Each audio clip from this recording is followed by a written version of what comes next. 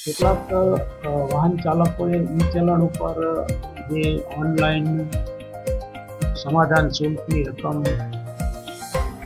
Payment કરી હોય એના ઉપર જીએસટી અને સર્વિસ ચાર્જ લાગેલાની રજૂઆત કરેલી.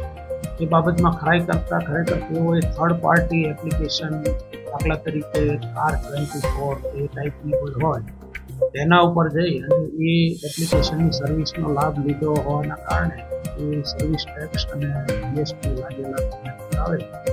તો એ બાબતમાં અગાઉ પણ અમારી જે ઈ ચલણનો વિભાગ છે ત્યાં પણ એક નોટિસ કરવામાં આવેલી છે કે થર્ડ પાર્ટી એપ્લિકેશન કે લિંક ઉપર કોઈ ચલણ ભરવું નહીં. તો ત્યાં તમે ચલણ ભરશો તો એ પ્રાઇવેટ એપ્લિકેશન છે એ પ્રમાણે એના સર્વિસ ચાર્જ અને જીએસટી નાખતા.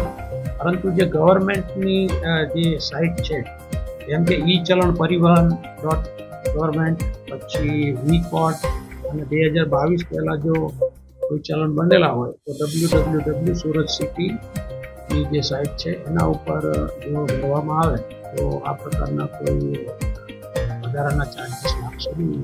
તો જે સમાધાન શુલ્કની રકમ છે એ જ ભરપાઈ કરવાની રહેશે.